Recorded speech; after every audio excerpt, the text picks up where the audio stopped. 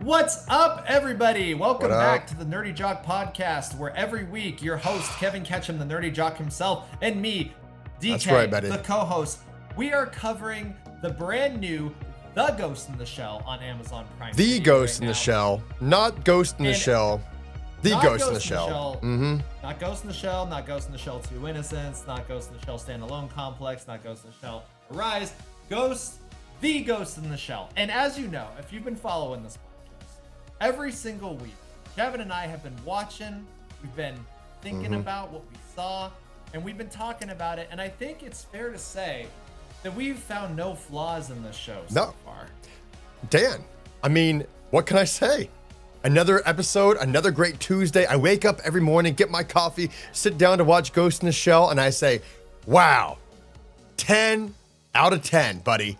This is the best show I've ever seen every week for anime-wise. It gets me fucking going. You know, like, I love this. Dude, Like, how can it be better? I can't drink coffee when I wake up in the morning and I watch the show because my hand is just trembling with anticipation, thinking about all of the geopolitics, all of the dense cyber babble about how this world operates, machines. And in this episode, such great cyber. They went a step further. What? There were subtitles explaining dense material while you were listening, or depending on what language you watch this in, trying to read dialogue that is giving you the plot. Yes. There is like dense details that you were also reading. I was like, dude, fuck, I can't even operate. I know. This is incredible. This is crazy. It's like my ghost has been hacked. This is amazing, DK, because I was like, which section is going to be the government conspiracy this week? Is it going to be section 8? Is it going to be section 7? Is it going to be section 6, 5, 4, 3, 2? No, it's 1. I was like, maybe even 1. Maybe even 1. I was like, we know, because every week it's a intra-government conspiracy, because this Japanese government and Ghost in the Shell, they don't have any of their shit together. They're all evil and they're all bad, and that's what this world is. It's just government corruption, and I love it. This is the best show ever. Yeah, that's it. Who needs a plot? Who needs a plot? Character? Yeah. I mean, when you have so many sections, frankly, more than I thought we would get. I knew there were going to be a few, but I didn't expect this many sections. There are a lot. And DK, and they are all corrupt. And DK, the good thing about it is that, like, as viewers and readers of the manga and the anime, we know nothing about any of the sections. So not only do we get the opportunity to watch a great episode where it tells us about the corruption of one of the sections of government, but it gives us no backstory. So we're just kind of throwing it in the end in one line. It tells us what it was. It saves me all the trouble from trying. I don't have to try. Yeah, that's the best part. Is I know. They just explain everything to you in these long monologues. Exactly. And you're just sitting there with your eyes bleeding, just like, yeah, okay. And the information's hitting you. You don't think that you get it, but you probably do. Yeah. So, I mean, that's folks. That's what storytelling is. That's what a bunch of info. Yeah, just that's it. And that's great. So another 10 out of 10. But no, I mean, we have nothing else to discuss. Yeah, 10 out of 10. I think this episode is over. 3 minutes and 35 seconds. We are good to go. I feel like that was a great pod, and I'm glad you guys joined us, and we'll see you next week. All right. Os. Os. No. Okay. So let's get serious here. Let's be real. Yeah, let's be real, guys. Yeah. I mean, we're having a little fun here because obviously you can tell the frustration. It's kind of at a tipping point, right? It's kind of at a boiling point here with us Ghost in the Shell fans. We are fans. We both have the same book of it all. That we are fans. we are. Look, I've got every night when I do this pod, I've got sitting next to me is the 4K Ultra Blu-ray of the film, as well as the Blu-ray of Ghost in the Shell 2 Innocence. Wait, DK. DK. Oh, there we go. Of course, I have it as well.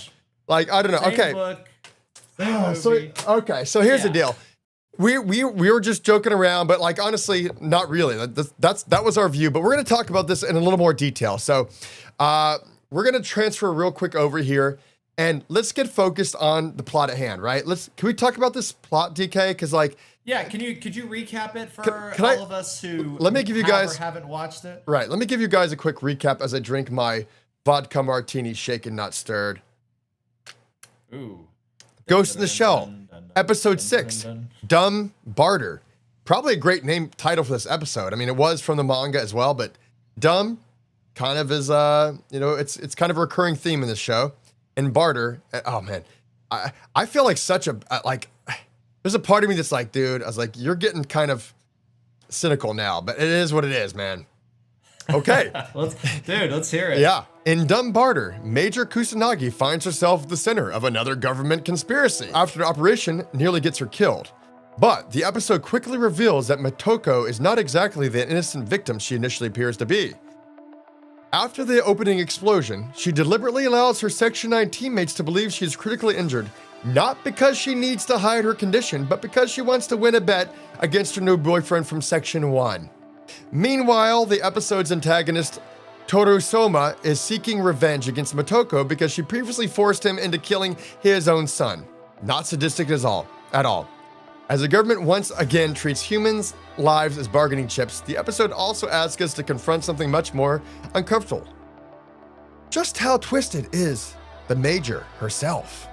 That's my version of the synopsis, by the way. Well, making the terrorist kill his own son. Yeah, that was pretty dark. That's pretty dark. It made some of the stuff justifiable, the hatred towards her. But okay, but before we get into this, I have to confess something, and that's that I actually kind of liked this episode. This might be my favorite episode of this series. I know. So far. So and it's because we were broken, washed on the shores of Calypso's Island last week. Just like, dude, what is this show? Is this even gonna get better before we get to the Puppet Master? Yeah. But this week was just a straight up action thriller. Yeah. And I was like, okay, I'm down. Sure, corruption. I get it. Yeah, every episode, corruption. Oh, it was another section again. Cool. Yeah. Right. Right. Oh, that whole thing with her boyfriend, the 7 months. That was in Arise. That's where they got it from. Arise. The German tank. That was in the movie. That was in the Oshi movie. You know, all these things were familiar and cool. And I was just like, you know what? Fuck it. Yeah. I'm along for the ride. I'm enjoying this episode. It's fun. Yeah. There wasn't as much to digest. That subtitle thing was really dumb, though. Yeah. I gotta say, and I know that you say that there are heavy margins in the manga, which I still have yet to read. Yeah. And I feel like this was their attempt to do that. But yeah, overall, I mean, it's one of the better. It's episode. as much as we just talked mad shit on the episode. I would have to agree. No, I agree because I was like, I was more plugged in from the opening intro. I was like, oh, okay, they're in the lab again. By the way, it's probably a government lab because it's some of the same characters that were there on episode 3 or whatever when they were showing the making of Android or Cyborg. Right. And I was like, okay, so are these good guys or bad guys? Because the guy who was getting turned, or he was getting his think tank made, with his brain fused to this tank situation.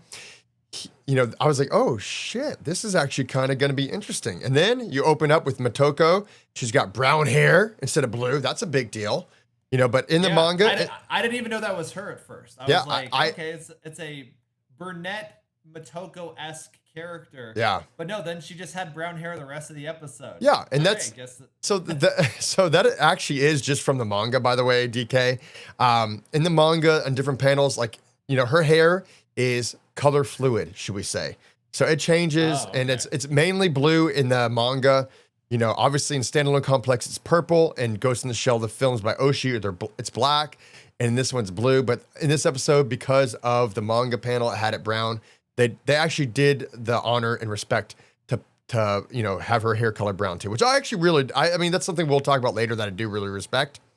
And, but this episode, as much as I'm talking shit, this is the most 50-50 burger for me of Ghost in the Shell shows so far, because I was more into this episode than I've been in the last 3 or 4 episodes. Sure. But it's also been more visually one of the more dull episodes to watch, from an anime perspective. Yeah. But no, it flipped. It flipped. Before the plot got a little bit better. Really thin on the plot, really heavy on the visual, and this episode was the opposite. It was a little bit more thin on the visuals, really, really heavy on plot. Yeah. And so I guess they just don't have it in their budget. It's like it's always just either or. They have to split the baby. One or the It's other. a visual episode or a plot episode. Yeah. It's a 50-50 for me. Exactly. Because I was frustrated because I was like, oh shit, they tried to kill Motoko and her new boyfriend, whatever. Or at least, I mean, Motoko was the primary target, right? So I was like, that as viewers, you know, who are people who are committed to the show and the plot are already, you're pot committed. When they try to kill Motoko from the very beginning, like, okay, this is personal, right? It becomes a revenge story. You can't, who doesn't love a great revenge story? All great cinema, not all great cinema, but a lot of great cinema is revenge story. You know, you got your Kill Bills, you got your, all the Westerns, basically. You've got, you know, hundreds of years of cinema. So this already made for a great setup. And I was like, okay, that's great. Opening intro, cool. Opening scene, amazing. Next scene, interesting. A little bit more detail, them figuring out what's going on after the hospital scene. They start doing some more research to figure out this guy because they know it's a Suma guy. And then it just kind of devolves from there. But I will tell you this. The action in the end there was actually it was kind of intense. Like the suspense was better in this episode than I've seen any other episode before, right? I mean, what are you feeling? I felt like she was genuinely in danger this episode. Yes. It was a breath of fresh air. Yeah. But obviously she's still a super cyborg flipping around, but the way that it was rendered and the way that the characters felt about it and were reacting to it, it felt like, oh shit, this thing can actually kill her. It could kill her. So it blows off her arm. It blows a piece of her face off. Her leg is halfway broken. I was like, dude, this is actually like, this is kind of an interesting, twist to the story we've seen. Cause we've seen this invincible, armored, whatever. And then like, she's in a situation where this think tank is like almost strong enough to beat her. And, luckily she gets out of it, but it did actually like give for the first time and probably the entire series some actual stake. So as much as I'm pissed off about the plot, like this was enjoyable. This is enjoyable. It was one of the better ones. Which that's the question I'm posing to you, DK. Is that a bad thing that like we know this episode was severely flawed in the pacing and the storytelling as good as this one was? It still was extremely flawed, and it's still one of the better episodes. So what does that say for the rest of the series? You know, that's interesting to me because not to crap on any of the stuff that the manga fans like. Obviously, the manga's been around since forever, 80s. And obviously it was very popular for a reason and inspired a lot of stuff. So I think that ultimately, it's those things that people become obsessed with in media that tend to have some flaw to them, right? I mean, if you watch the movie Highlander, right, one of my favorite movies ever, incredibly flawed movie, there's so many weird. What was the Queen song? What was the Queen song from Highlander? Oh, they did the entire soundtrack, but I think you're thinking forever. Yeah. Is that it? Forever. Princes of the Universe at the beginning. I love Highlander. I can't wait for the remake. That's a damn good movie. All right, sorry to interrupt, but I love fucking Highlander. It's one of my favorite series. I even watched a TV show. I'm a huge Highlander guy, and I can't wait for them for the remake with Henry Cavill because that'll be cool, man. I'm pretty stoked for that. Yeah, by Chad Stahelski, who did John Wick. So they're gonna kick ass. That's gonna be great. Anyways, I digress. That movie is incredibly flawed in a lot of ways, but it just works. Yeah. It just works. I won't go into all of the flaws because I've seen it so many times. I can see, for instance, when the stuntman is pushing the breakaway wall out of like a scene, or when there's a continuity thing where there's an old man running this way and then it cuts to a reverse angle of him and he's backflipping through the parking lot for some reason. And just, there's a lot of weird stuff like that. It was directed by a music video director. So, that's what happens. Hey, but David Fincher was a music video director first. A lot of the good ones were, DK. No disrespect. Music videos are all about surreality. Yeah, is what I'm saying.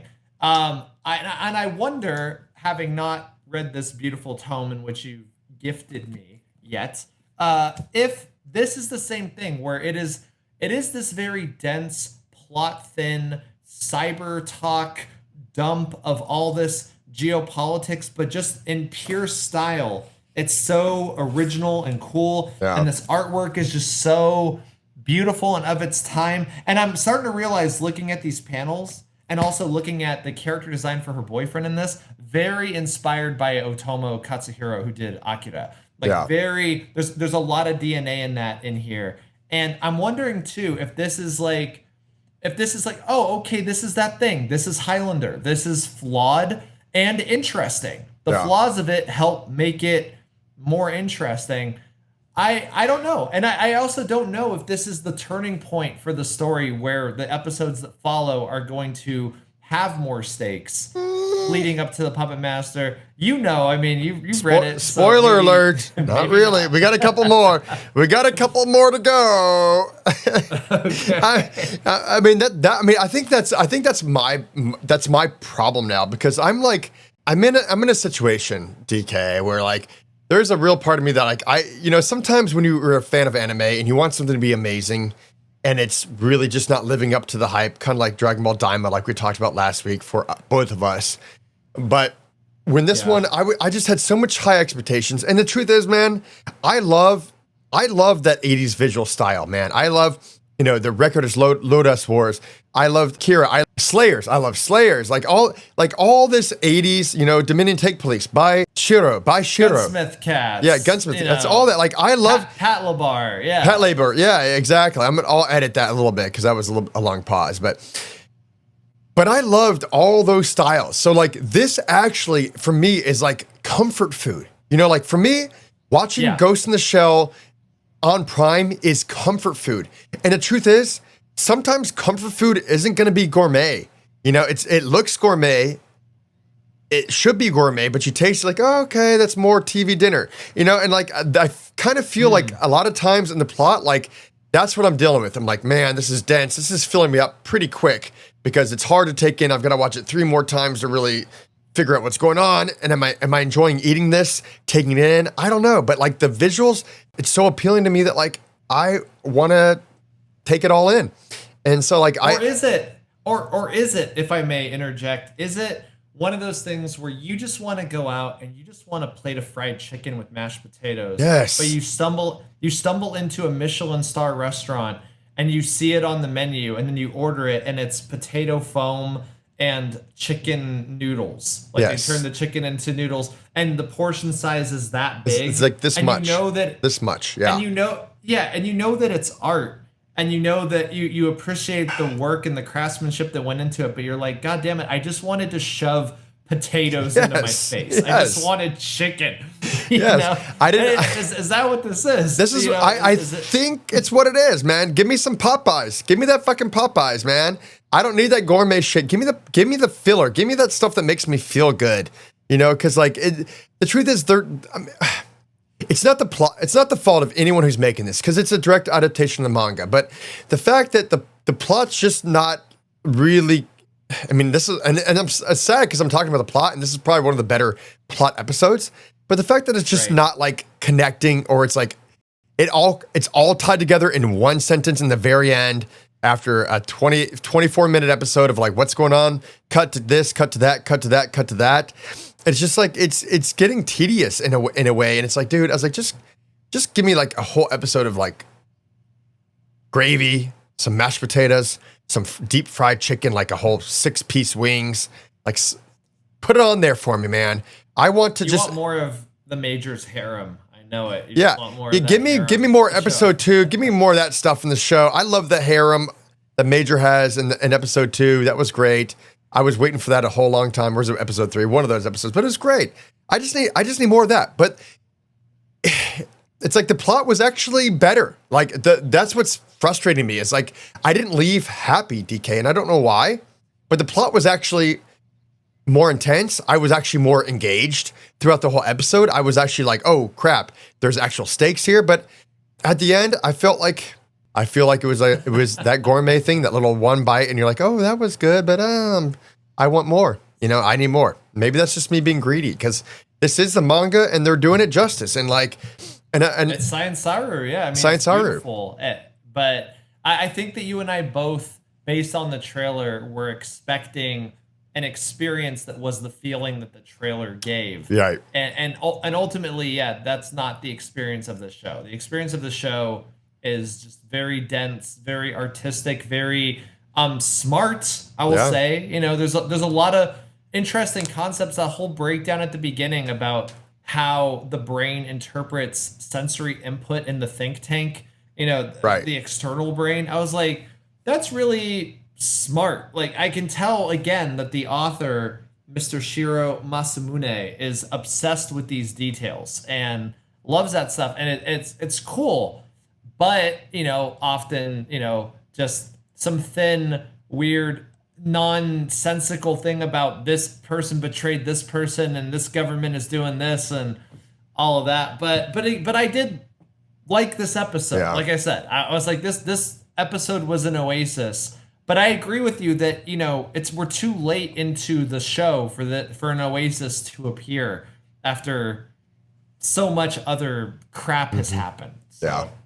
Yeah, I mean, it's weird because, like, you know, we started this episode off with a 3.5 minute rant, but at the same time, you know, you realize it was one of the better episodes. But yeah, okay, so let's just change topics for a second here, and we're just gonna go in a couple like breakdown points here because I want to talk. There's some things I want to talk about that we haven't. I mean, I feel like our general impression of the episode was like plot wise, at least script wise and story. It was something more engaging and also connecting because Motoko was in the middle of this. But can we just talk a second again about like Motoko Kusanagi's like morality?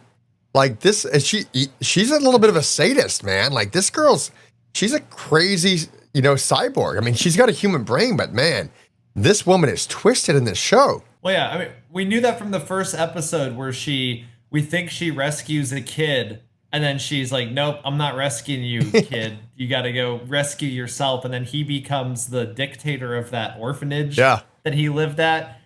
So, yeah, it seems like the Major for sure just has no morals at all. Yeah, she's like this zero morals. She, you know, like we found out in episode 2 or 3, she's a hedonist. She has no morals. She's just going to do whatever she wants. I'm still rooting for her though, because I you know, you do love Motoko Kusanagi, but she's like this lady's crazy. I mean, they had that big bombing scene, and you're like, oh wow, there's stakes here. Motoko, maybe her boyfriend, they're injured or dead, or maybe like you at least thought like Motoko is gonna be missing some limbs. I don't know really how she got out of that explosion because the explosion looked like it was literally the entire floor. But whatever, let's just assume she jumped out the window or something real quick, but which she could do. So let's just assume that. But she lets her whole Section 9, like these people who love her, care for her, including, you know, humans like Togusa. Well, hell, I mean, even Bato is like less cyborg than Motoko, we find out in this episode, which is kind of cool. Yeah. I didn't really know that before, but we do find that out. And then it's basically, they don't tell her, like, she lets them know that like she was blown up, or they find out that she was blown up. And they have a wager at the hospital to see, is Section 9 going to show up first, her section, or Section 1, her boyfriend's section? And whoever won the freaking bet. And it's like, she was fine the whole time. I'm like, dude, I was like, you're gonna put your whole squad through this shit? Like, who does that? That is messed up, DK. I don't know. Yeah, it was funny, but given how serious the scene was where the terrorist is shot up, and it was a nail bomb specifically, and like you said, it blew up a whole floor. Look at James Bond over here, fucking vodka martini, actually shaking it and shit. Dude, you know, that's the ultimate flex. Just like, yep, I'm gonna fucking shake up a martini while DK's talking about this stuff. But yeah, I'm listening, bro. I'm listening. I'm fucking with you. It's fine. Yeah, but yeah, I agree that was kind of a weird thing. But the thing that was weird about it to me, even though I know you said, yeah, she would be capable of jumping out a window fast, it really seemed like just a magic trick where it's like you see her face realize it's a bomb, you see the explosion light up her face, then you see the whole floor blow up.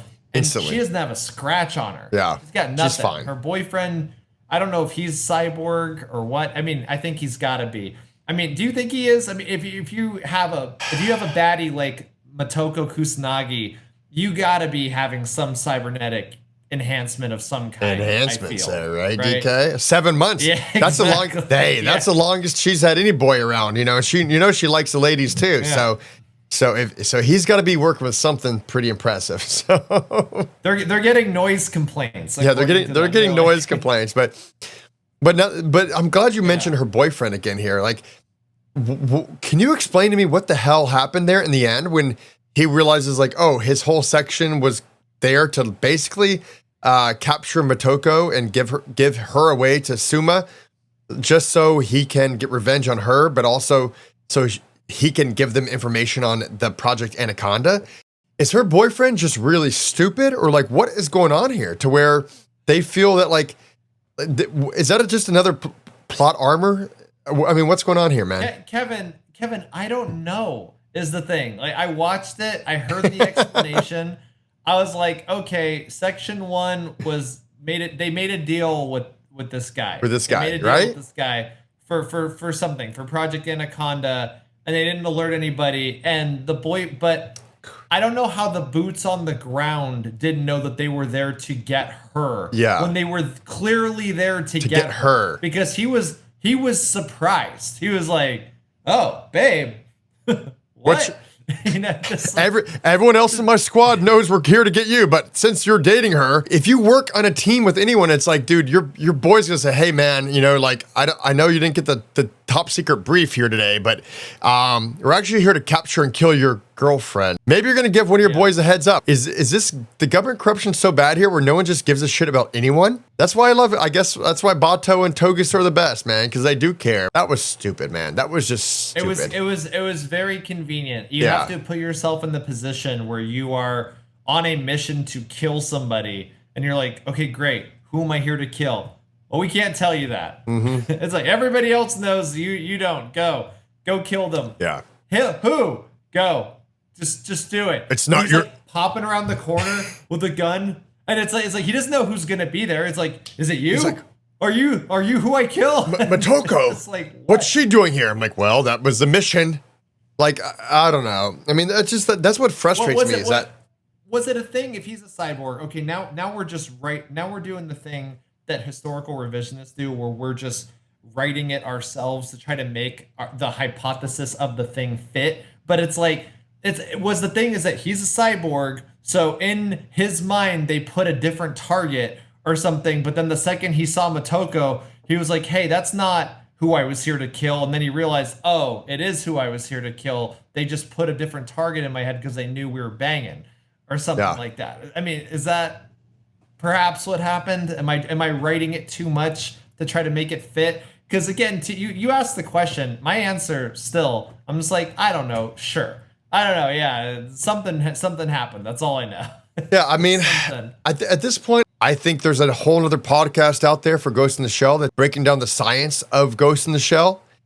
Which might be a really damn interesting podcast. So it's like when you get episode after episode where it's like, oh, there's government corruption. What squad is this that we don't know about? Like the problem is like we really just spend our time with Section 9 and they just talk about other units that you never see again. There's no real like webbing there to really connect any of these chapters together until the very end, which is like really stupid because it's only like 2 episodes in the very end, where 9 and 10 will be Puppet Master involved. I respect the fact that they treated it like the manga Bible. They said, hey, we're gonna just adapt this word for word, shot for shot, verbatim, and make the best looking thing we can do. Yeah, go ahead. Yeah, ultimately, we have committed to watching the entire thing and to plot about it. Yeah, we're not quitting. So I appreciate an episode where it's just like, okay, I can actually sit through this ride. This is an okay ride. It's not a disappointment. Unlike the experience of waiting in line for 3 hours at the new Mario ride at Universal Studios Hollywood. And then you get on it and you're like, that ride was boring and short. It was terrible. Dumb, and the game mechanic doesn't work at all. It's terrible. And it's just, it's so bad. I mean, when'd you go on that? Hey, when'd you go on that? We should. It's a fun ride if you go in February and there is no line. If you just walk through, see all the stuff, see all the beautiful Mario World stuff, and then you just get on the ride and get off, you're like, okay, that was cool. But if you have to wait in the hot summer sun for that ride, and that's all you get. That's kind of what waiting for this show in the past 6 episodes has been like. It's been like the payoff. I mean, like, I hope it's worth it. I mean, my like just hope of hopes is like that the last 2 episodes just blow me away. And I'm like, okay, it was worth it. And like, maybe that's possible, but Yeah. just from how the story is being told and framed, because it is very much just like, hey, we're going manga to anime and we're not going to really change anything, which, you know, I kind of get it, because there's been a lot of other adaptations, which we've talked about in detail before. So no need to get into that, but it's like, you just wish that they would throw a couple things in here to keep you more, you know, more tied in. Or something of her to like, because honestly, you know, jumping back onto the topic we jumped off of, I mean, the whole thing that she was tasked with killing a bunch of terrorists, and she just of her own volition made one of them kill his son and you know, himself. That is so irredeemably dark. It's dark for a character. That's like, you know what? I get why this is happening. I get all the hate for you in this context, you know? So, yeah, I mean, but then it makes you wonder, like, is there anything to like about Motoko other than she is a baddie who has a crazy digital lesbian harem? Yeah. And, you know, it's like, what is there really to latch onto here in terms of... Because yeah, like you've brought it up before too, that this isn't your favorite Togusa. You know, he's just kind of goofy. I mean, Bato is goofy, and then he has like a serious moment that feels unearned in the last episode, and in this episode he's back to just being a goofball again. Yeah. Oh, I gotta say, you know, we're just crapping on this right now, but I gotta say my favorite moment of the episode was when what's Ape Face's name? I always forget. What's his name? The section chief. But he said Aramaki. Sorry, Aramaki. Where he says to her, just like completely straight face, I mean, you're practically like a daughter to me. Just walks and she's away. like, oh, at least granddaughter. And I'm like, okay. Yeah. I mean, she has it was funny having him show that much care for her. Yeah. She has quips. Considering, I love the animation style. I love the visuals. Like, I want to see more shows like this. I mean, I guess Ranma 1/2, which is coming out season 3 this fall and not too long on Netflix. There's a part of me that's just more of nostalgia, I guess. Like, there's the nostalgic part about that, like, makes me want this to be great. And I think it's like, okay, it's okay. You know, like, that's what I'm saying. Like, every episode until this episode, you've ranked probably like a 5 or 3 to 5, you know, and I've given way higher marks, like 1 and 2, I gave like 8 and 7, and I was super stoked. And I was like, oh, this is amazing. Visually, it's stunning. And then now it's like, okay, well, we're 6 episodes in. It's another government corruption episode, and we're just going to see who is responsible this time, but not really know anything because we don't have any backstory on any of the characters. And we're just going to go from there, and boom, we're done.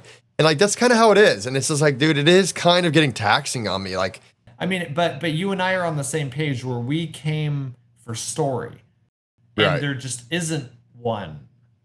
Yeah. Really, there's not really a story, not a through line here. Because I have read the manga, and it's like when you read the manga page by page, it's like it's not only is it a different platform, but it also has a different feeling to it when you read it. You know what I'm saying?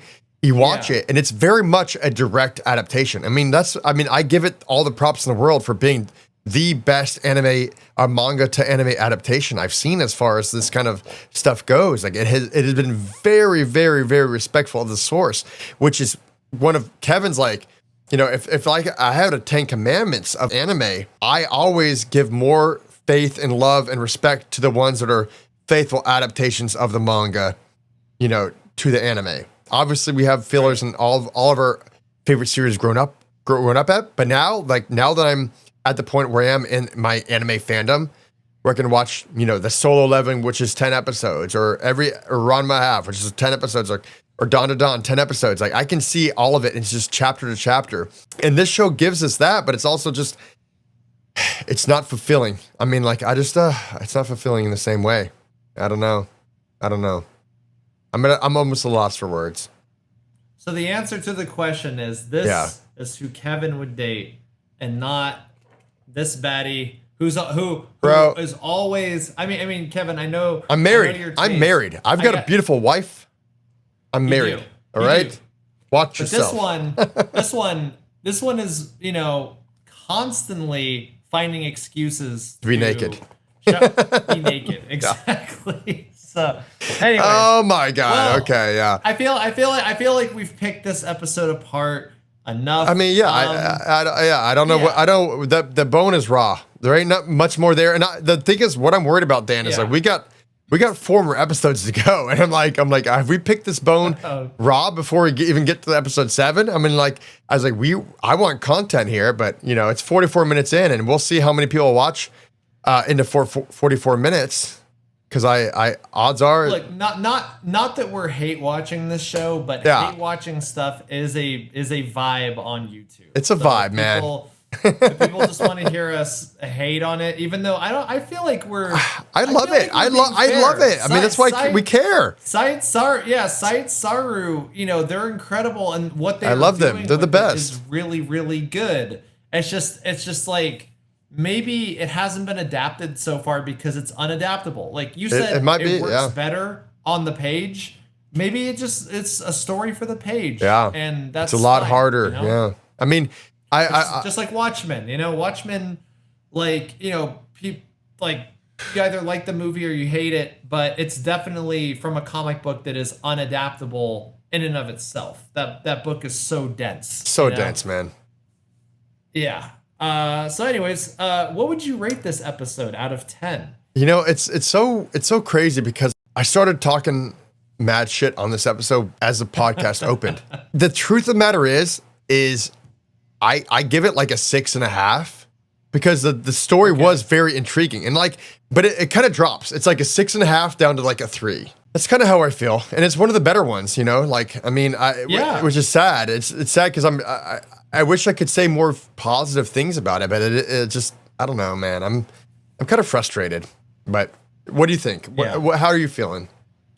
Oh man, I don't know that I've rated any episode above 5. You've been you have been hardcore 3 to 5 max. Like you haven't gone above that shit. So I haven't gone above that. Although I have always qualified that the animation continues to be a 9 and a 10 every episode. But I mean, in terms of how, maybe I was just in the mood tonight. Maybe it was just, after last week. Yeah. After a couple of vodka martinis, shaken not stirred, I was like, you know what? I'm here for this ride. This is entertaining. I will give this one a 7.5. What? What? Yeah. DK, are you fucking shitting me here? I'm not fucking kidding you, man. Get out. This is the most. For all of its flaws. You know what it's like. It's actually one of my favorite episodes too, which is sad. Yeah, it's like I'm like I don't know how to think. I'm like my mind is shot. My mind has been hacked. Because it's go like ahead. When you're watching a movie on Prime, and then The Kickboxer starring Jean-Claude Van Damme loads, and you're just like, there is a part of your brain that knows that movie isn't really a good movie, but you're also like, no, but this movie fucking kicks ass. But it's awesome. This movie is amazing. I love Kickboxer. Yeah, I love that movie. I mean, I also hate to be dumb and be like, oh, guilty pleasure or whatever, because Kickboxer is a very fun movie, but it's a different kind of movie than say Oppenheimer, which goes without saying. So I think that this episode, to me was the Kickboxer of the series. I was just like, you know what? Fuck it. We're having fun. This is good. So yeah, 7.5. Yeah, for me, that's my time cop. That's my time cop, buddy. Oh, hell yeah. Time Cop's great. Yeah, I love it. Jean-Claude Van Damme was one of my low-key favorite action heroes in the 90s. I tried to learn the splits like he could. I'm like, I don't know. I wonder if he got those tendons taken out of his legs so he could do the splits like that. He just from a young age, just stretching. Just stretch, dude. You could do it, man. I don't know if you've heard. Are you out of your damn mind? I couldn't do that shit if I tried. I think you could if you listen. People underestimate what they can accomplish in a year and a half. I think in a year and a half, slow progress doing PNL style stretching. I'll talk to you about it off pod. I think you could do it. We'll talk off pod sometime about that. I think you could do it. But yeah, I would say this was one of the better episodes. I don't really feel like I had to grasp at anything too much to like what I liked about it. It was just good old fun. Yeah, I mean, it was fun connecting with you, DK, man. I love reconnecting with you and just doing these pods because it's a lot of fun and it makes my weeks amazing too. It's really cool. And I love Ghost in the Shell. And I'm just kind of frustrated right now. So we'll see. Maybe this is just Kevin getting his anger and frustration in an episode. And maybe next episode, episode 7, will be something different. So we'll see, right? We'll see. But anyways, tune in next week, guys, as we cover episode 7. I don't remember the name, but we'll be here. Yeah, we'll be here about it. Maybe we'll like it. Maybe we'll like it. Who knows? It's a 50-50. Check out our other pod. I'm doing a Dawn to Dawn manga read-along pod right now. So check in. If it's after season 2 ends, you're going to want to check it out because it's really cool. It's 5 to 7 minute episodes, super quick. Just put it on in the morning when you're watching, when you're eating breakfast. You can listen and watch me talk about every chapter after the season 2 of the anime ended, and it goes on from there. So I'm just continuing it every week. I do like 3 or 4 episodes every week. So check that out too. And this fall we have a whole lineup coming your way. Me and DK are gonna do Neon Genesis Evangelion. Been done to death, but you know what? I haven't done it to death, DK. I've never done it. We need to do it. We need to do our Evangelion, Dan. We do. And I don't give a shit about how many people have done it. We know it better than them. It's like we do. Dude, I do.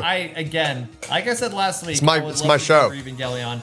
I'm excited to talk about, if we get the chance, Sekiro, the anime, is coming out next month. Ooh. Yeah, well, it's coming out in theaters in Japan, and then it hits Crunchyroll a couple of weeks after, so maybe it'll be early October. Hell yeah. But for anybody who listens to the pod, regularly knows Sekiro Shadows Die Twice, my favorite video game of all time. Yeah. The anime looks gorgeous by the director of it was the animator who did the Pain versus Naruto fight. Naruto, another show that Kevin's watching. Absolutely loving. guys, no, yeah. DK. I'm in like episode 26 of a Chunin arc. Episode 26. I'm liking it now, dude. Chunin is great. This is good. So I'm all about the Naruto. Angie got mad at me. She's like, "Why are you still watching this shit?" I'm like, "No, this is actually getting good now." They just went into this death forest of death. Stage 2 of the Chunin exam. Stage 1 was like, whatever. Stage 2 is like, oh, shit's getting real. There's some other kind of ninjas. This snake ninja lady, I don't even know her name, but she's over there causing some major craziness with Naruto. She did some kind of thing on his belly like this. She's like, ugh. She put some kind of spell on his nine tails fox thing. I'm like, this is actually getting pretty interesting. Sasuke was doubting himself. Don't spoil who that is, please, for the love of God. Like, just let him watch and enjoy it. Well, I'm in. Yeah. No, I'm invested. I'm liking it. Andrew's like, she's like, oh, you're gonna watch Naruto today? I'm like, yeah, I'm gonna watch some Naruto today. You cool with that? She's like, yeah, go ahead. I'll play games on my phone. I'm like, okay, cool. So like I'm invested now and I like it. I'm liking it. It's fun. And it's good to see the dynamics and it's actually really funny. I mean, I think Naruto, the big thing about it that I really enjoy is like Naruto Uzumaki, he's a funny character. Like it's a funny show. Yeah. And like, it's like, he's actually like like One Piece, like Luffy has some of that stuff, but I think Naruto's a little bit better at that. Like they are really good about the comedy. Dragon Ball Z, they're all the same kind-hearted, loving people, but Goku's not a funny person at all. He's not funny. Hell, Piccolo's funnier than Goku for most times. But in Naruto, like I think that's probably one of the saving graces is like the comedy in Naruto is actually top tier. And like I think that's probably what I'm liking the most so far. And I'm sure the story and the plot is gonna get a lot thicker, but I'm only in episode 25 or 26 in season 1. So like I'm still new to it, but I am enjoying it, and like every episode I chuckle or laugh at least 2 or 3 times. So that makes it worth my while right there. Naruto is all about the characters. It's all about the characters. You start to love you haven't spent a ton of time with Shikamaru yet. You're gonna fucking love Shikamaru. Who's You haven't spent a ton Shikamaru? of Which time- one is that one? He's the guy. I don't know if you're watching it in English or Japanese, but he's the guy who, in English, he's always like, "Man, what a drag." Oh, Like that- what a that drag! guy. That guy. Okay. Yeah. Dude, you're gonna love that guy. You're gonna love Rock Lee. Rock Lee is the best. I know Rock Lee now. is- Yeah, Rock Lee got introduced a couple episodes ago. Yeah, he's pretty cool. He is awesome. Like all the characters, you're just gonna be like, dude, I get this. This is amazing. But anyway, Sekiro, excited for that. Yeah, check it out. I think I told you before the pod briefly that I just watched the new Last Airbender movie on Paramount Plus. Okay. So DK. Yeah. Tell me. Okay, hold on. I'm gonna set this up for a short. DK, I heard you saw the new Avatar movie. Tell me, what is the deal? Is it great or what? I did, not to be confused with Avatar Fire and Ash, and we're talking Avatar Aang, the Last Airbender. The Airbender one, Paramount yeah. Plus. Yeah. I think that's what it's called. But dude, what can I say about this? This movie is an advent in Western animation. Really? Like, I have not seen a 2D animated Western animated show, I think, ever that looks as good as this show. The storyboarding. Better the than compositing. Better than name anything. Okay, like Infinity Castle. Infinity. I don't know what's Infinity. Oh no, that's not Demon Western. Slayer. That's okay. That's not Western. Because Yeah. Avatar is the only one that's produced by Nickelodeon, right? Like that's Listen, what. Yeah. Oh, okay. Listen, I have not seen- watched Avatar, guys. So just so you know, I have seen Infinity Castle, even though I don't watch Demon Slayer. I have seen Infinity Castle now. yeah, it's awesome. Let me tell you, Infinity Castle is incredible. And there is an argument to be made that the animation in this Avatar movie is better. Like, just Shut the front door, DK. That is blasphemy. Are you serious? I'm telling you, man. I'm not saying that the story is better. I'm not taking anything away But the from animation. all the artists and incredible talent that worked on the Demon Slayer Infinity Castle 1 movie. But I'm telling you, man, this new Last Airbender movie, and I know that everybody's a little over it because it leaked and a bunch of people pirated it and saw it online. Does not take it away. It is so freaking beautiful. It is just one of the most. And in terms of Western animation, nothing has ever looked this good. I don't think. Nothing. I can't recall anything, except for, obviously Disney 2D animation in the 90s. Yeah. But I would say this looks even better than that.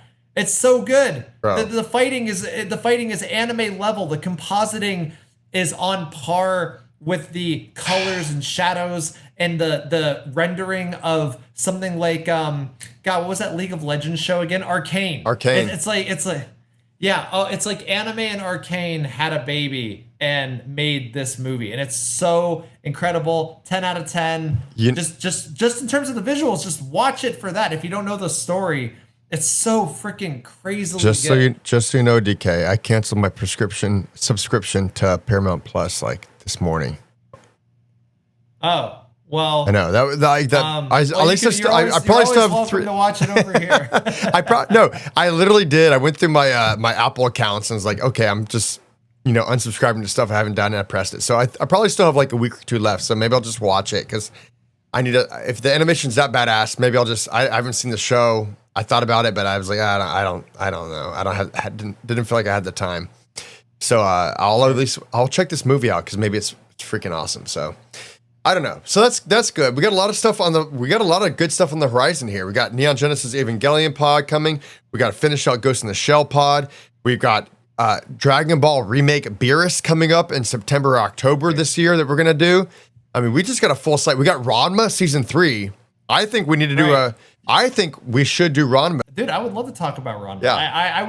I was finding every excuse to talk about it when we were doing the Daima pod. I know. Because I was like, Daima sucks, but Mappa's doing a good job with Ranma. Yeah. So. Well, I got to finish season 1. I still haven't even finished season 1. I'm to blame for that, but I'll catch up and we'll do a season 2 recap, season 1, and we'll do season 3 when it hits 2. So we got a big slate coming up, guys. But keep watching for the Ghost in the Shell pod because we got you know, we might not know everything in the world of anime, but we're pretty spot on when it comes to stuff. So we're otakus. We're here. We love it. Even when we hate it, we still love it. So I guess that's the point of the show. So just come in, tune in, hang out, have a good time, check out other content, and we'll see you next time on the Nerdy Jock podcast. Oh,